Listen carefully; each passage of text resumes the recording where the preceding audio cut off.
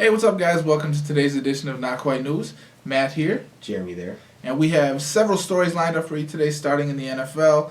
Some Hulk Hogan porn sex tape news. Oh, boy. Yep. And then some more somber news, I guess, with the terrorist attack in Belgium. But, let's jump right in. And intro.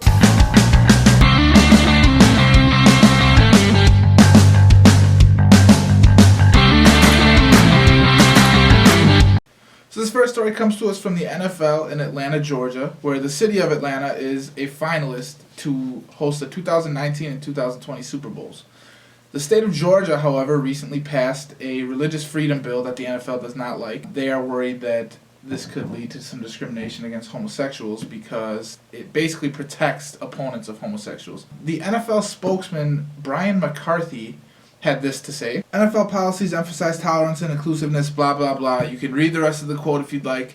I'm not going to read it all because it's basically, I think, just a hypocritical mess. How is that a hypocritical mess? The NFL it's 2/3 black, first of all. As a lot of people know, homosexuality does not sit very well with the black community. Mainly males.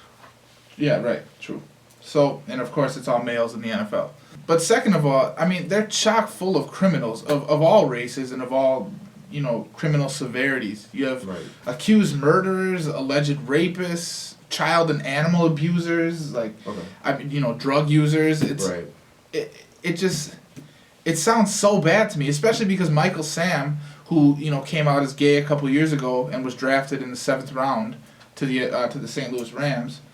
That was the first time that anyone had been openly gay in the 100-year history of organized football. Don't throw stones if you're living in a glass house. Is it hypocritical without a shadow of a doubt? Why would you hire a criminal over somebody of homosexual preference? It makes no sense whatsoever. You're hiring somebody who's breaking a law versus somebody who's with different sexual preferences. No sense to me whatsoever. Exactly.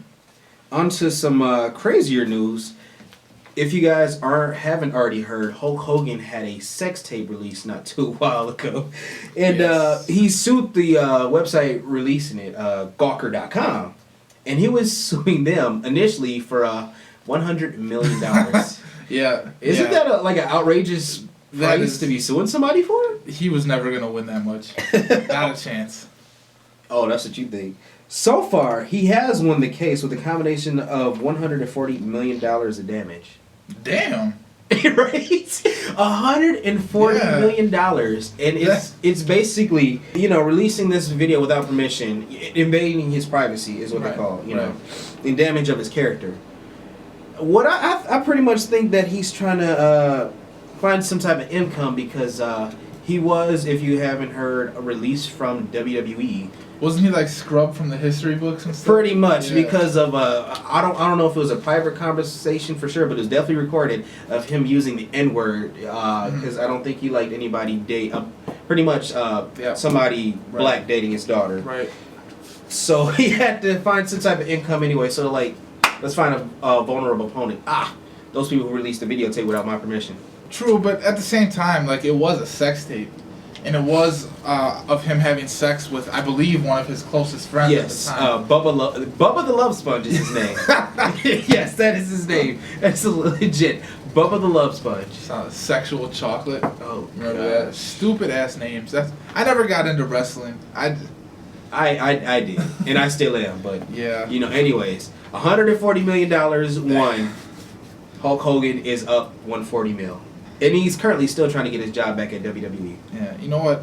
If somebody took a sex tape of me and released it without my permission, but I won $140 million, I would be thanking my fucking lucky stars, dude. I would sue him, and if I won, I'd... Before we move on, I just have one last question. What in the name of the world are you doing recording yourself having sex? That is the main question here. So moving on to a much more serious story, there was a terrorist attack today in Belgium. By ISIS. Say there were 34 dead.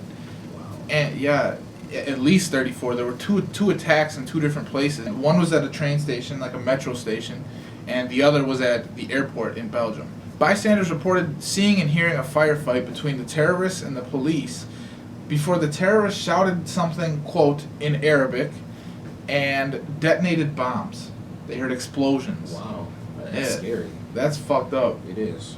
The worst part, I think, is that it says these terrorists, the story says these terrorists were disguised as Syrian refugees. This is what the U.S. is worried about, and clearly for good reason. This is the second time now that, there's been a major attack. One of the masterminds behind this attack was also orchestrating the Paris terrorist attacks. Salah Abdeslam. And they did capture him now, but he was able to kill so many people, or help kill so many people. Over here in America, we're sitting there debating. We're having literally conjunctions in our country, debating who's going to be president, and in other countries are literally fighting to stay alive. It's getting way too real, way too fast. Yeah, we really need to take care of this because, they estimate that 10 to 20% of Muslims are extremists. It's not the numbers, it's the ideology. I don't know, people just don't seem to understand that. 5 more brilliant people can, do more damage than 10 dumb idiots. Yeah, exactly. It's bad. Our condolences go out to the family members of the deaths today. It's without a doubt. Moving on. All right. Looks like a teenager nailed an interview by being a hero. A teenager named Devin Washington in Louisiana was going for a job interview at Popeyes, and out of nowhere, that's a good restaurant, dude. Popeyes is very delicious. I love that place. While he was doing an interview with 2 of the managers, someone came in and tried to rob the place. They heard a cashier scream, and Mr. Washington hopped to the rescue. But Mr. Washington, without a hesitation, rushed and grabbed him and held him down until the police arrived. Did he have a gun? Or a knife? Or it hasn't been determined yet. Okay. Well, that's pretty brave, man. It is. Recently, his football coach did an interview with CNN, and he said he wasn't surprised by his heroic act. He's used to seeing him break up fights between other fellow students.